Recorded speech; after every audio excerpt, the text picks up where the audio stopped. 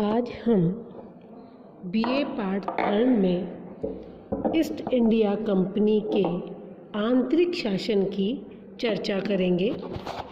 East India company के वास्तविक रूप में बंगाल का राज्य प्राप्त कर लेने से बहुत सी समस्याएं खड़ी हो गई, क्योंकि बिना पार्लियामेंट के विस्तृत राज्य का शासन करना काफ़ी कठिन था।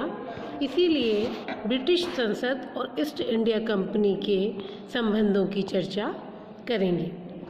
18वीं शताब्दी के मध्य, जबकि भारतीय उपमहाद्वीप में कंपनी का राज धीरे धीरे स्थापित हो रहा था, इंग्लैंड के साथ संचार की कठिनाइयों ने कंपनी के सेवकों को भारत में खुली छूट देने की इजाज़त दे दी और वे मालिक की तरह व्यवहार करने लगे। ब्रिटेन में भारतीय मामलों के बारे में काफ़ी गलत सूचनाएं भी थी और भारत में दिलचस्पी का अभाव भी।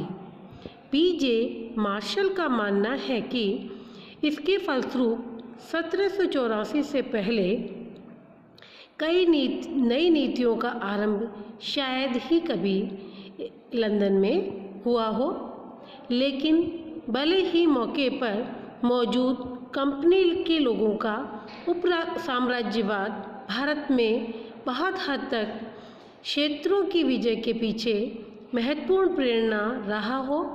राज्य और कंपनी का संबंध जितना इस तथ्य से पता चलता है, वास्तव में उससे भी अधिक जटिल था।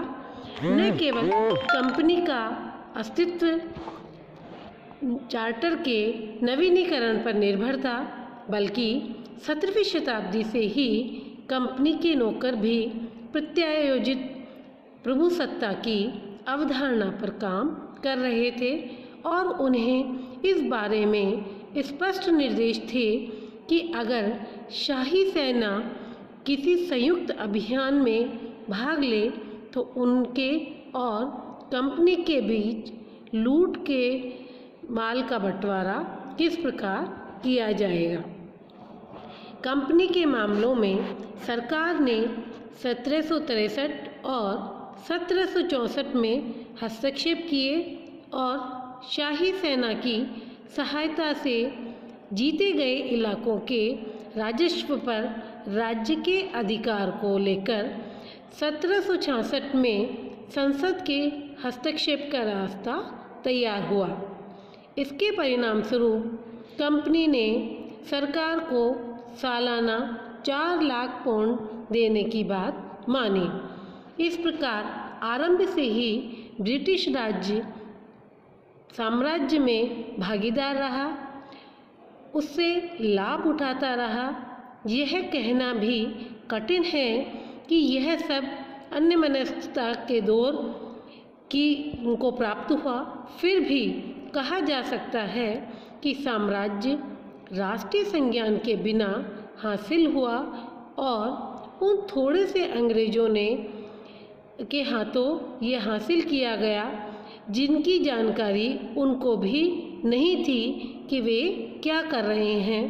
हालांकि राज्य साम्राज्य से लाभ उठा रहा था, पर सवाल यह था कि ईस्ट इंडिया कंपनी को किस तरह नियंत्रित किया जाए। कंपनी के मामलों पर संसद का नियंत्रण बढ़ाने की आवश्यकता प्लासी की लड़ाई के बाद के दशकों में और बढ़ी, क्योंकि कंपनी के भ्रष्ट नौकरों द्वारा भारतीय मामलों में कुशासन के प्रति संसद की चिंता बढ़ने लगी।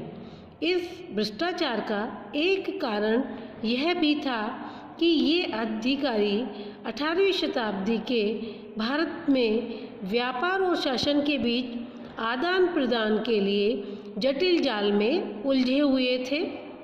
राजनीतिक कृपा के लिए राजनीतिक कुलीनों और व्यापारियों के बीच उपहारों तथा व्यापार में रियायतों का आदान प्रदान उनके बीच असामान्य शक्ति संबंधों के स्वीकृत मापदंड थे।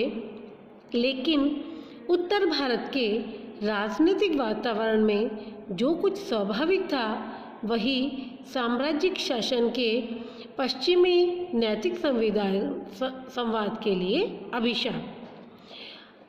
अंग्रेजों के समाज में जबरन जगह बनाने के लिए ईस्ट इंडिया कंपनी के नवाब जब दिखावे के लिए उपभोगों का सहारा लेने लगे तो अंग्रेज कुलीन उनसे जलने लगे और यह बहस और तीखी हो उठी।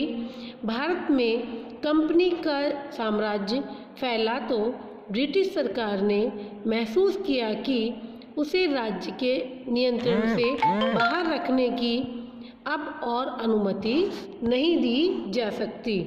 1772 में एडमंड बर्क ने दावा किया कि कंपनी के मामलों पर निगरानी रखना संसद का अधिकार भी था और कर्तव्य भी। इस सारी प्रक्रिया में हम देखते हैं कि ईस्ट इंडिया कंपनी के सहारे थोड़े से अंग्रेजों ने भारत पर अधिकार कर लिया और अब ब्रिटिश संसद के लिए यह जरूरी हो गया कि वह कंपनी को अपने नियंत्रण में रखे ताकि भारत में कंपनी सुचारू रूप से शासन कर सके।